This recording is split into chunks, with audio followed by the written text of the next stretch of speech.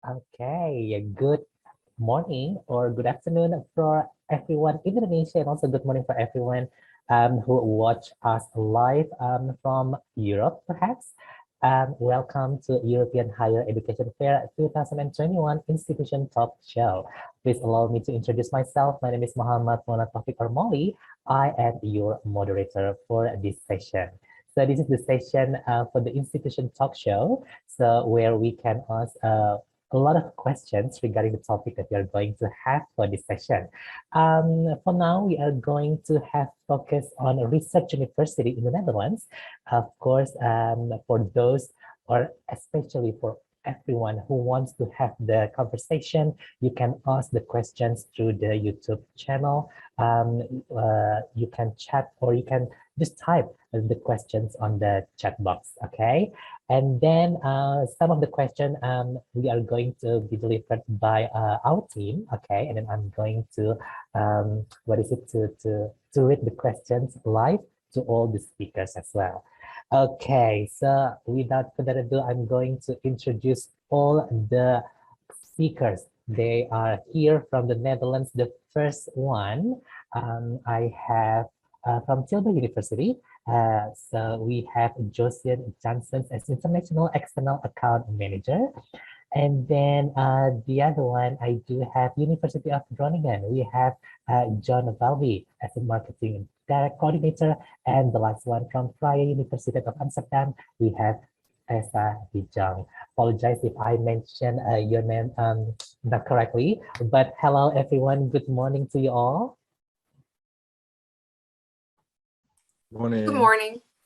How are you today? Good, thanks. Good. Excited? Okay, You? I know. This is really a good section that we have for this session because I'm going to have a conversation regarding focus on a research university. I know some of the participants who are here on our YouTube, or maybe they are still looking for which university that they are going to pick or to choose, because in the Netherlands they have like two types, University of Research and also University of Applied Sciences. But for now, we are focusing on a research university. I do have a lot of questions for now. Okay, let's start for this conversation. For the first questions, why study in a research university instead of applied sciences? I think I'm going to Josian first. If you would like to answer this question. Yeah, of course, good question. I don't think that's up to us to answer, to be honest, because both types of universities are good. So universities of applied sciences offer more professional practice education, and some study programs you can only study at a University of Applied Sciences, such as physiotherapy, how to become a primary teacher, nursing. So in case you're interested in that field of study, then you would definitely need to go to University of Applied Sciences. Some study programs are only offered at a research university. We offer more academic higher education. So the universities present here all offer academic education, which is the highest achievable education in the Netherlands. So that would be a reason, in case you want to study the highest achievable education in the Netherlands, you would opt for a research university. And some study programs you can only study at our type of university, such as philosophy, biochemistry. So I think, yeah, I don't think we have to say why research universities are better than universities of applied sciences. Decide for yourself which type of university best fits you. That would be my advice, but maybe Tessa or the University of Groningen want to add something. John, over to you. Do you want to add something from the questions that I deliver? Yeah, I was actually just thinking that would be exactly what I would have said. So in many cases, depending on what you yourself want to study, your university, well, which type of university you go to will kind of become obvious because there's certain things that you can only study at an applied sciences university, or that you can only study at a research university. So that would be the first thing I would say. Secondly, there's a difference in the way that teaching and learning is structured. So a research university might be what you would traditionally think of as a university, and then an applied sciences university is a bit more professionally focused, a bit more practical perhaps. You do study theory, but it's a bit more wherever the theory becomes relevant to the profession that you're learning. Whereas with a research university, you're really starting from the foundations of the subject area that you're studying, and you learn all of the theory, and you build on that, and you can of course then specialize later on. You can become more specific, and then of course you can go to do a PhD, which is not possible at a applied sciences university, if that's what you want to do. Okay, thank you, John. Over to you, Tessa. What do you think about these questions? No, I totally agree with the previous two. I think you should really find a program that suits you, and whether that's at a University of Applied Science or at a research university, at both you will receive excellent education here in the Netherlands. But yeah, it really depends on what you're interested in, and of course the level that you're at. If you're not directly admissible to a research university, but you are admissible to University of Applied Science, then go there. You always have the option when you completed your first year to again apply at a research university. So I think both are great options, and it's really a personal choice. Exactly. Okay. So this is really great advice, especially for students, for Indonesian, especially if they want to still confused, like which one should I get? Is it the University of Applied Sciences or University of Research? This is such a really good insight from three of our speakers for today. So again, we invite to all the participants, if you would like to have like another deep questions about this, kindly type on your chat through the YouTube channel, and then we can answer the questions, because we do have like a really short session for today. But don't worry, I still have a lot of questions about this, because I'm so curious regarding about focus on the research university. Again, question for the three of you. Could you mention any of your majors that are well known for its competitiveness? This is really, really interesting questions. Start from John. Over to you, John. Yeah, sure. So the one thing about Groningen is that we're one of the more broad research universities. So we actually don't have a particular specialization. Many other Dutch universities are focused on one or two main areas of academia. And the University of Groningen, we have 11 faculties. So we cover the sciences, social sciences like business and law, medicine, but also the arts and humanities as well. And we don't really have quite a lot of the different faculties are quite popular. And I think we also have the most number of English taught courses in the Netherlands. So there's quite a lot of different things to choose from. But we do have, for example, the Science and Engineering faculty is very well known and prestigious. We have in 2016, one of our professors won the Nobel Prize for chemistry. So that's a pretty good faculty to study in. But then also you have very popular programs. For example, psychology is very popular.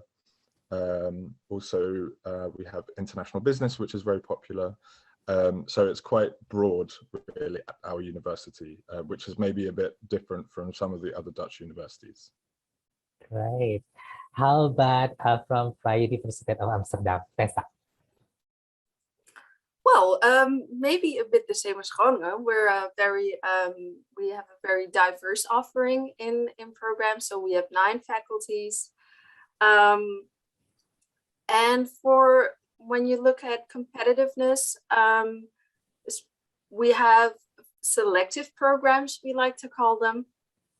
A couple of bachelor programs that are selective. And also a number of bachelor programs that have a limited number of students. So that's also psychology, and also biomedical sciences. So those are really popular, so popular that we had to limit the number of students, both Dutch and international. We make there's no difference in that. And when you look at our master's programs, our research masters are the most competitive. So research masters are 2-year programs.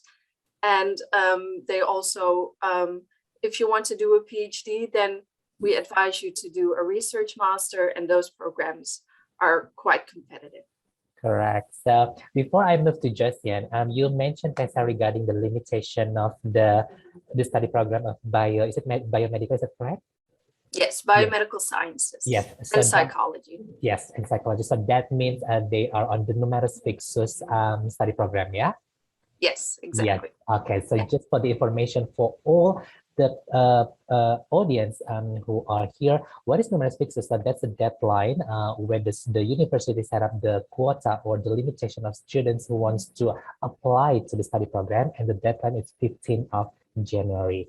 So please make sure do not be late than that date. Yeah. Thank you, Tessa. Over to you, Josian. Yeah, thank you. I agree with Tessa and John. Our psychology program is very, also numerus fixus program, so very selective. Tilburg University is not a traditional broad university. We focus on the social sciences in the broadest sense, so mainly business, economics, law, and psychology. Those are our main domains, but we also focus on data science and artificial intelligence. Yeah, our bachelor's program in psychology is the only numerus fixus program that we have at the university. So I think that one is very competitive. Our Tilburg School of Economics and Management is very renowned internationally. We have a lot of collaborations with major international companies such as ASML and Tesla. And for example, alumni of our bachelors in economics transition to Yale and LSE Business School. So I think those programs are not competitive in the sense that you cannot get in. There's not a fixed number of places, but you need to meet strict admission requirements in order to get in. And I agree with Tessa. I think for most of the research universities, research masters that prepare you for an academic career are competitive. So you need to have a certain grade point average, recommendation letters, your thesis needs to be at a certain level. So in case you're interested in obtaining a PhD later on, and maybe even becoming a professor at a university, then a research master's would be a good option for you. But you need to already meet some higher standards in order to get into the research master's. Okay, there you go. So again, Josian and also Jen, also Tessa, you mentioned about the requirements. So please make sure again to all of you who wants to study in Vrije Universiteit Tilburg, University of Groningen, or any university in the Netherlands, please make sure to check the website, especially the requirements, because some of the study program, they do have additional requirements that need to be fulfilled. So just don't miss that, and then the admission teams kind of be like lost the requirements. Regarding the requirements, I do believe that we as the applicants, we need to submit motivation statement and also recommendation letter. Okay, so those two types of letter that we have to provide regarding admission. For Josian, what do you think? Because I do have a lot of questions from Indonesian students, like which part that makes the motivation statement will be perfect. So if you have an explanation for that, Josian. Yeah, thank you. Very good question. I had that question myself as well when I was applying to universities. That's a difficult question because, as you said correctly, every university and even every study program has different admission requirements, but also different application documents they ask for. So, for example, within our university, Tilburg University, some programs ask for a very strict format in a motivation letter. So you really need to check, okay, what questions do I need to address in my motivation letter? Other programs are a little bit more flexible and they don't give you any guidelines. So it's up to you to decide, okay, what do I want to communicate to the admissions committee? In general, of course, why do you want to study a certain topic? Let's stick with the example psychology. Psychology is a very broad field of study. Why do you want to study psychology, and why in the Netherlands and not in Indonesia or in any other country in the world? Why did you decide to apply to a specific university in the Netherlands? So for example, why did you decide to apply to Tilburg and not to, let's say, Utrecht University? And what makes you a good candidate? Why should we choose you out of all those other students that every year apply to psychology? Those are, I think, your motivation, your career aspirations, and why you made the decision to apply to a specific university are, I think, the main things that you need to include. But then again, always check the program website to see if you have everything covered that they ask for. Yeah. Okay, Tessa, do you want to add something with the motivation statement or motivation letter that we ask a lot of Indonesian students? Yes, so just for applying in general, we really recommend students to read the website properly. As Josine said, you know, prepare yourself, really take a look at what is asked. You can find it on the program pages. You can find it on our How to Apply page. It's really important that you know what we're asking for, because you can find a lot of information on our website. So really prepare yourself and start in time. Also super important. And when you mention in your letter, when you make a statement, also give examples. Like give examples of things that you've done in the past that support that statement, so that we know that you're not just saying things, but you know that you can show what you've already done in the past. Or so that is what I would like to add. And if you have any questions about a specific program, you can always contact us. We can give you tips. And also today you can come to our booth and just ask a bit more specific questions. For sure. Before I go to John, of course, prove it, right, Tessa? Yeah, what you've done, just prove it on the motivation letter or motivation statement, because that's how we as an applicant communicate to the admission team, and then to show it that this is me and then I want to be there. Okay, cool. Thank you, Tessa. And then over to you, John. What do you think regarding about the motivation statement or motivation letter for the admission team? Yeah, I would agree with what everybody else has said, of course. The one thing I would say is that there's a bit of a difference with many Dutch universities, or at least with our university compared to universities in other countries.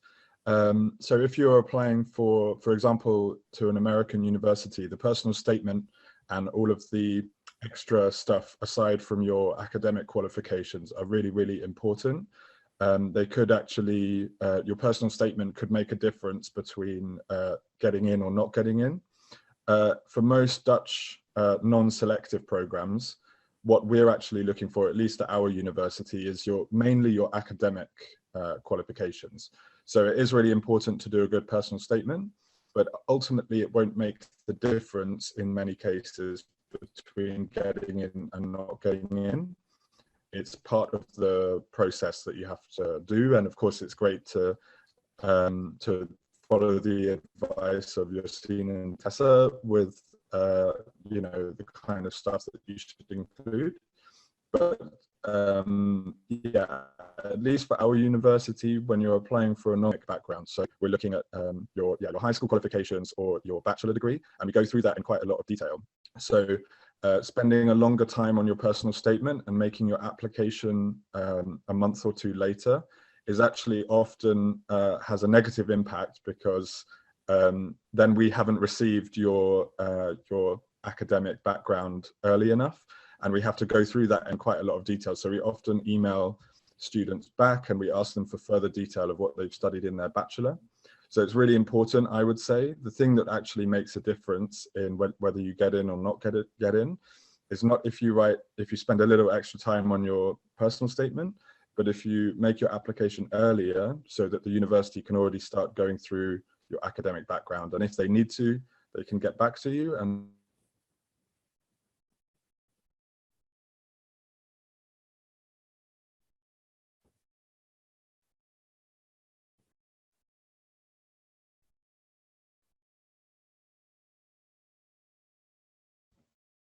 Okay.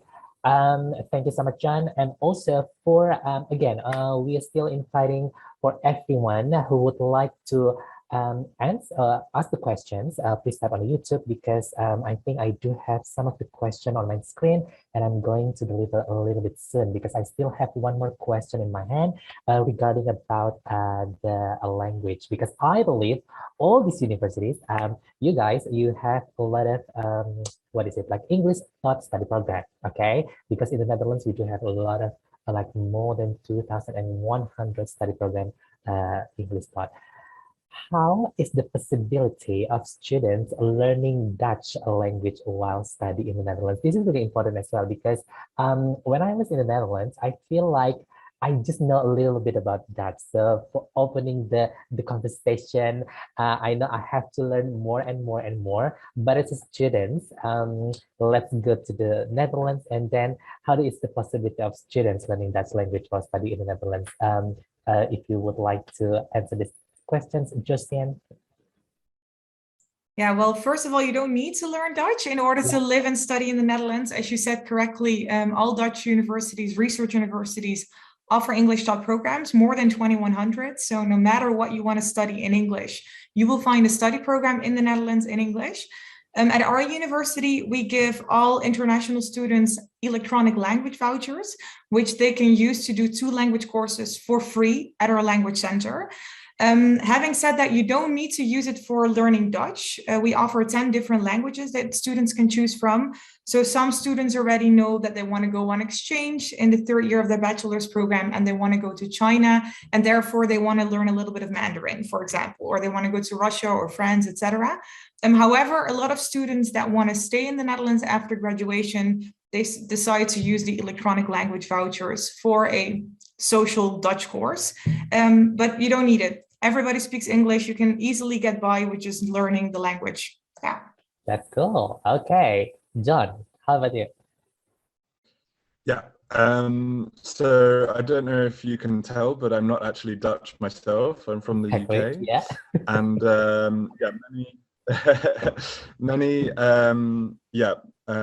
many students who live in the Netherlands and they don't come from the Netherlands spend their time here and don't learn Dutch. They study in English, and they kind of get by with English, and that's fine.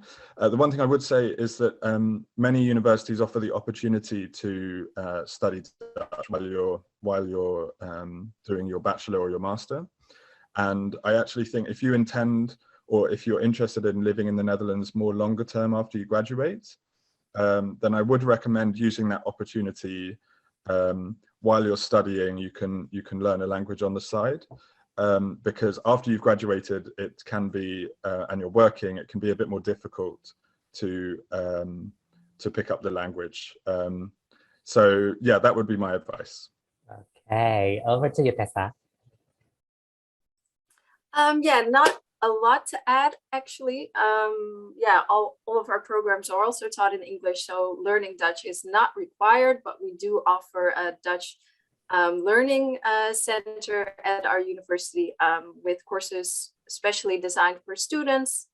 We have, like, from the start level up to courses that prepare students for like a state exam.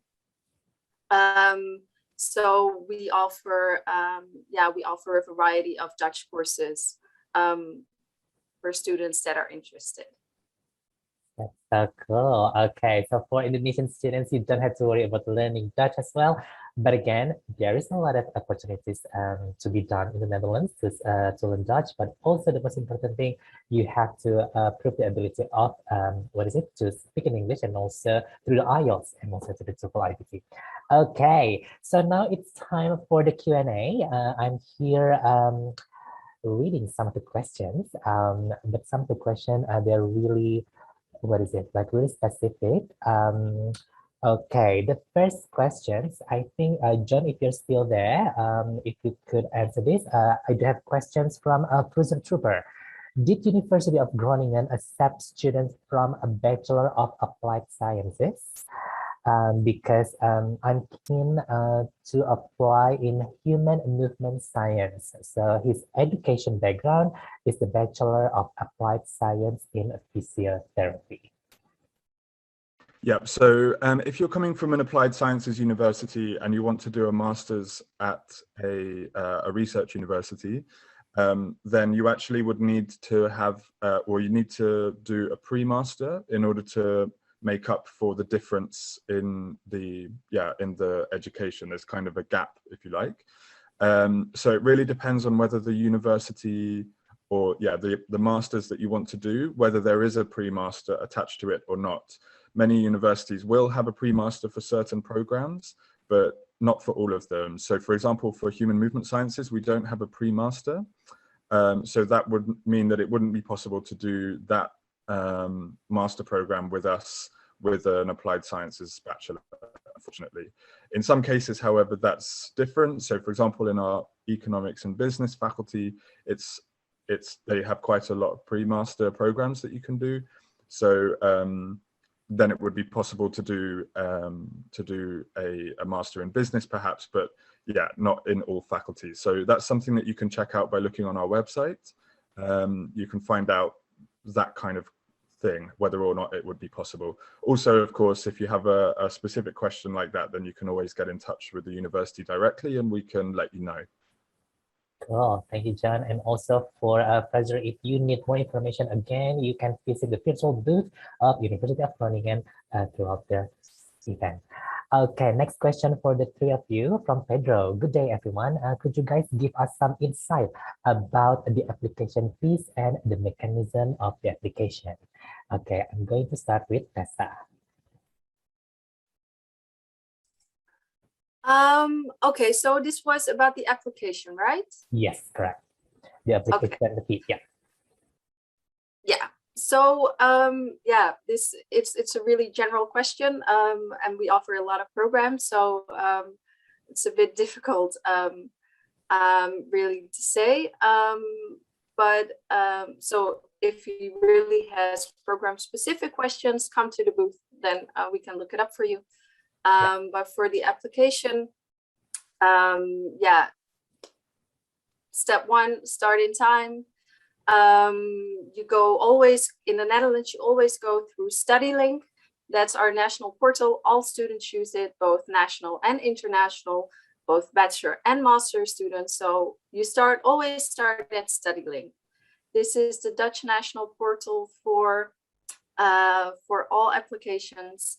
Once you've gone through StudyLink, you receive login details, usually for a university portal, and there you upload all the required documents that a university asks.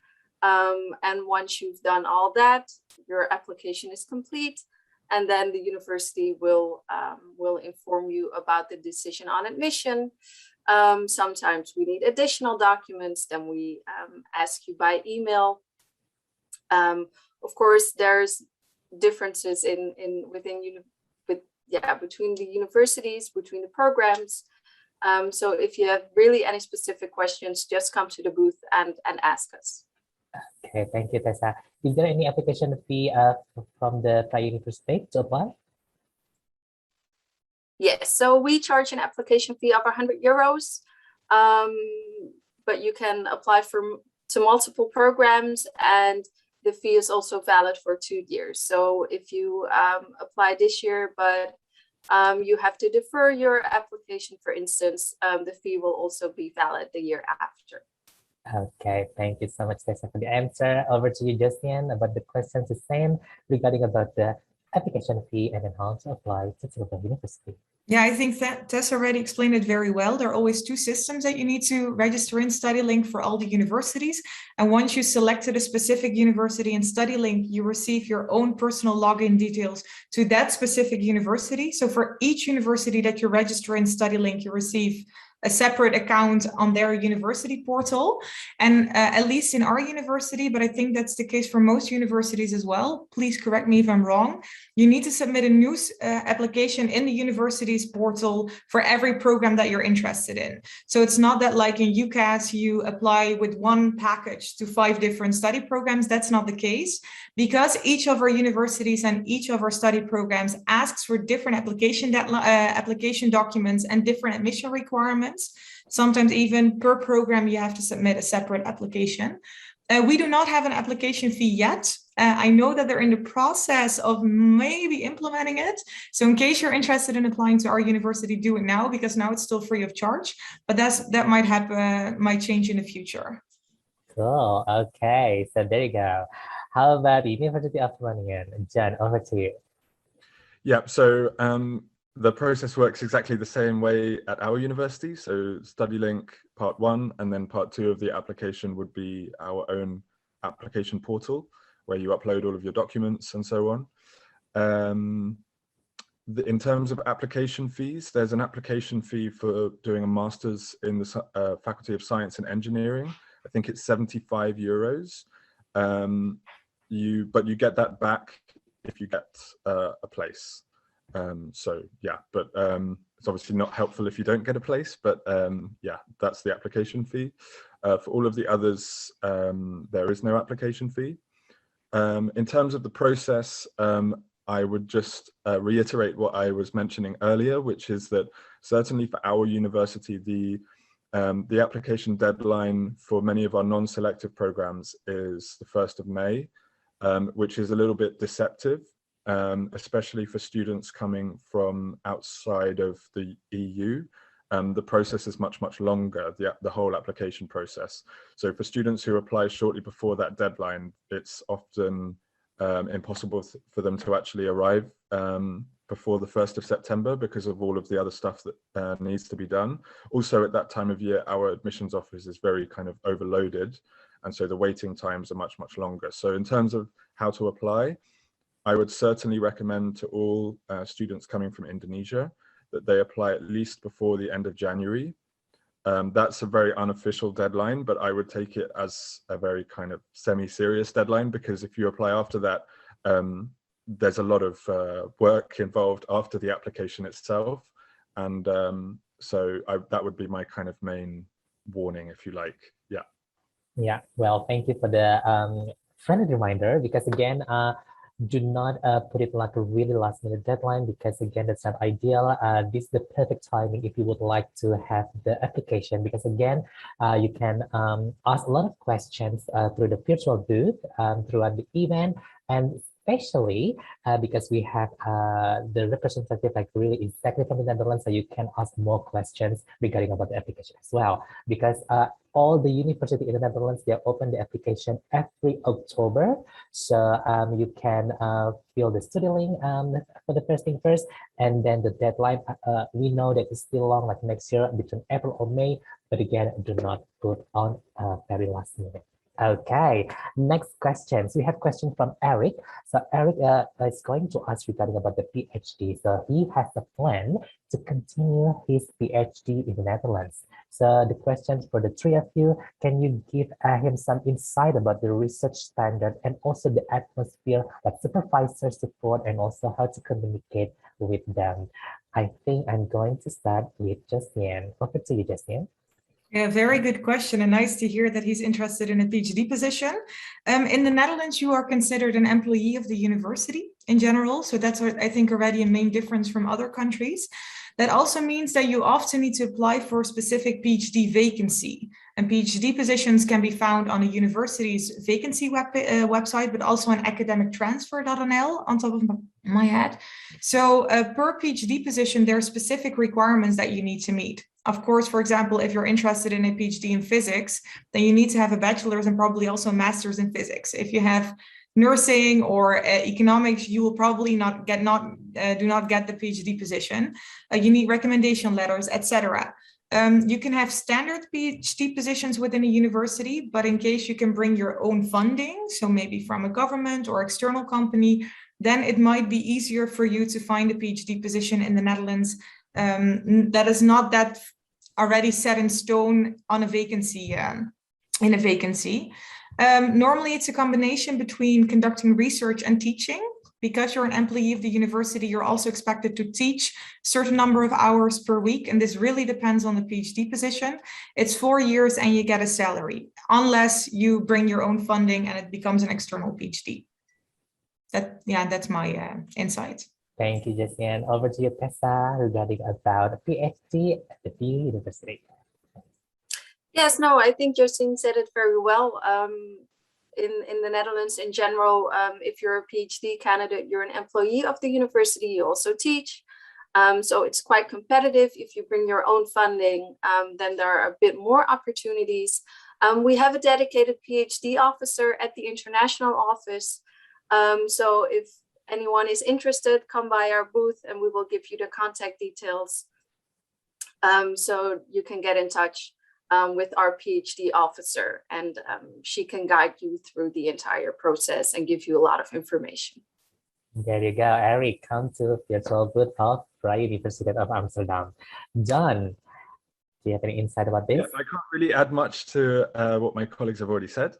Only to say that at our university, because we have 11 faculties, so there's a lot of different shapes and sizes of faculties, and all of the faculties are quite autonomous, so they do things relatively differently from one another. So you know, if you're looking for a PhD in economics and business, then it will work in one particular way in terms of how you get in touch with a potential supervisor. And then if you're looking at another faculty, it will be completely different. So it's difficult from my perspective to give more specific advice about you know, how exactly to approach the university. I'd encourage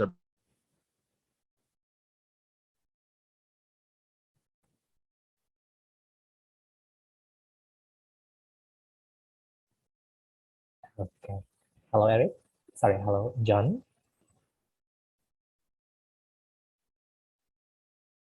our university attends the academic transfer PhD fair in Indonesia. I think it's been online this year and last year, unsurprisingly, but under normal circumstances, we send a group of professors to Indonesia to meet potential PhD students. So I'd really encourage anybody wanting to do a PhD with us to attend that fair.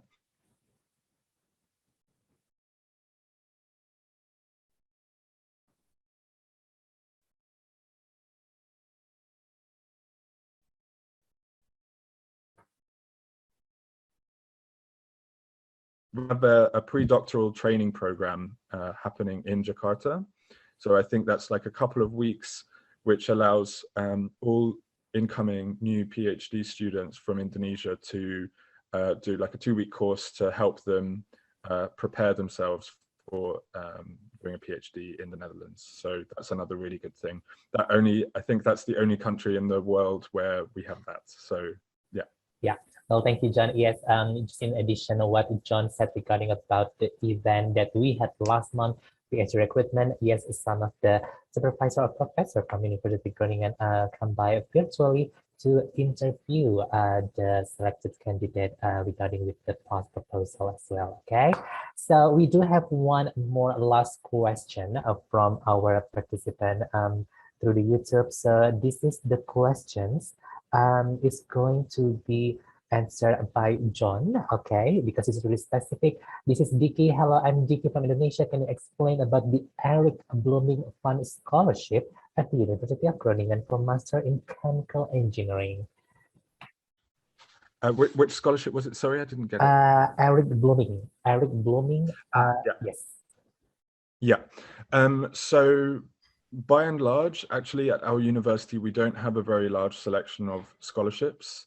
And any scholarships that students do get are relatively a small contribution towards the overall costs, I would say. The only exception is the Eric Blooming Fonds, which is like a full scholarship. And actually, when you go to our scholarship search tool, it pretty much shows that as to anybody who searches in the search tool. So it's eligible for anybody is eligible for it, but there's only a small number awarded each year.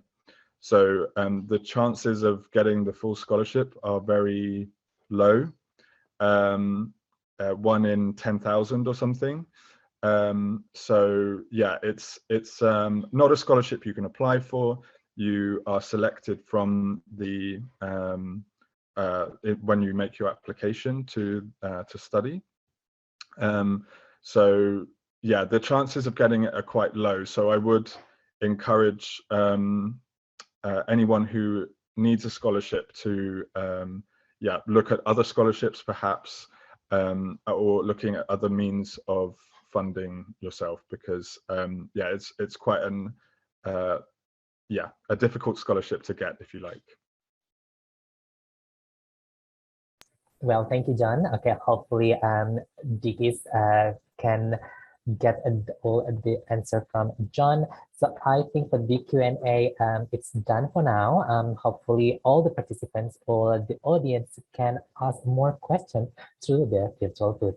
But for now, I'm going to give you the floor to Josian and also to John and also to Tessa regarding with the closing statement, because our session is about to end. Okay, so I'm going to give like each of you like 3 minutes, okay, each to have closing statement. So start from Tessa. Over to you, Tessa. Thank you. Well, thank you all for coming. First of all, I think I've already mentioned quite a bit, but yeah, our university, Vrije Universiteit Amsterdam, we have 9 faculties. We have over 170 English taught programs. So we have a lot on offer. Probably you will find something that interests you. I'm an international student advisor, and I have 20 colleagues who do the same job, and we are there to guide you through the entire process. So you don't have to feel you're in it alone. We're there to help you. You can always get in touch with us with any questions that you have. This is during the application process, but also when you come to VU, we have a really wide offering of supportive services, counseling, but also career services. So if you're already thinking beyond your study program, we're there for you as well. One thing I would also like to mention is that diversity is really important at Vrije Universiteit Amsterdam. There are over 150 nationalities on our campus. This is reflected in our international student body, but also our Dutch students are really diverse, super important to us. So we welcome students from all kinds of backgrounds. We incorporate this in our teaching. We have the mixed classroom principle that really builds upon those differences. And we also know that coming to university and coming to, especially for you going abroad, it's not just about receiving an excellent education. It's also about you becoming the best self, your best self. So we offer beyond study programs, we offer a lot of things, a lot of student associations, sport associations. We also have an Indonesian student association. If you have any questions, you can come to our booth today, or you can just send an email to international@vu.nl. Then one of my colleagues or me myself will answer you, because we're here to help. We're always happy to help. So please reach out to us with any questions that you have, because yeah, we like to help. So just get in touch. Thank you so much, Tessa. Over to you, Josian, Tilburg University. Yeah, thank you. I'm gonna, is it possible to share my screen? Not Yes. sure if it's possible. Oh, because I get host disabled participant screen sharing. Yes. So I'm not sure if it's possible, because I just wanted to show one slide to give people an idea of our university. It's possible. It's already Oh, done. great. Thank you so much. I hope everybody can see this. How can I do this? Yeah, okay. So hi, everyone. Again, I think we already are in the Zoom meeting for 45 minutes. I'm representing Tilburg University. Tilburg University is a research university located in the south of the Netherlands, as you can see on the map. We're located in the so-called Brainport region, which is Europe's top technology region.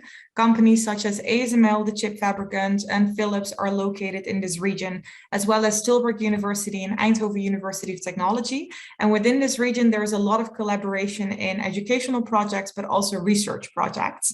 And as you can see, in case you want to explore the rest of the Netherlands or maybe even different European cities, then Tilburg is a very good starting point. Cities like London, Brussels, Berlin are not that far away, normally 3 hours by either car or plane. So in case you want to explore the rest of the Netherlands and the rest of Europe, then Tilburg is a good starting point. Tilburg University is one of the only research universities in the Netherlands that has a green campus. Our campus is very modern. It's beautiful. We have a beautiful green park next to our campus. It's 1 square kilometers, and all the faculty buildings, the sports center, restaurants, library, are all in one place. So in between classes, a lot of our students decide to play soccer outside when the weather is nice, or to study outside with a cup of coffee. Tilburg University is a social sciences university. As I said before, we focus mainly on the social sciences in the broadest sense. So business, economics, psychology, law, but also a little bit of data science and artificial intelligence. And we offer some programs that you can only study at our university, such as global law, in which you learn about the different legal systems in the world, and in which we train you to become a legal consultant for international companies and organizations. We're a middle-sized university. We have around 20,000 students of more than 110 different nationalities. So you will definitely not be the only international student when you decide to study at Tilburg University. But I think that's for all the Dutch universities. We're all very international and inclusive. Our university very much focuses on understanding society. So in all of our study programs, we focus very much on global societal challenges and issues. And no matter if you study finance or psychology or culture studies, you always have this focus on current topics that are happening in society. And we therefore really look for students that are interested in contributing and enhancing society, and that are not afraid to look critical towards society and to come up with creative solutions. According to the Times Higher Education World University Rankings 2022, we score extremely high in the fields of business, economics, psychology, and law. We're currently in the top 50 in these 4 fields, so that's very good. And we offer 14 English taught bachelor's programs and more than 50 English taught master's programs. And in case you would like to know more, please do not hesitate to come to our booth. I've also opened a Zoom room in case you want to talk to a current international student at Tilburg. And after today, you can always send an email to question@tilburguniversity.edu, sign up for a newsletter, or join any of our, unfortunately, again, online open days. We were organizing hybrid open days, but we had to get back to online. So in case you would like to know more, then definitely either come to our booth or contact us later on. And good luck with your study choice. Thank you so much, Justin. And the last one, over to you, John. Yep. Hi, everyone. So I'm John, and I'm from the University of Groningen up in the north of the Netherlands. As I mentioned earlier, we're known as a broad-based university, so we don't have a particular specialization. And we also have the widest range of English taught options. So we have more than 180 different programs taught in English across both bachelor and masters. Yeah, another thing is that we're a fun student city. We're well known as a student city, very, very popular. More than, I think, 1/4 of the population of the city is a student. So it's a really nice place to study. And yeah, we're about 2 hours north of Amsterdam by train. I would just encourage you to come and visit our booth, where you can see, you can take a look at our different programs. There's lots of videos and other things like that that you can watch. But we also have a colleague today from the art faculty, another one from the economics and business faculty, but also our representative in Indonesia as well. So whatever you want to study, come and speak to us and we can let you know what your options are. Awesome. Well, thank you so much, Tessa, Justin, and also John. But again, we are encouraging you guys, all the participants and audience, please come to the virtual booth, all the university, because they are still having, you can having a conversation, and also you can have a lot of questions needs to be asked regarding about the application and also the study program that we are offer. So thank you so much to join with us for this session. So I'm going to have you back later on. But again, have a good day to all 3 of you. See you again, and then please stay safe. Good morning, everyone. Bye. Thank you very much. Bye. Thank you so much. Thank you. Bye-bye.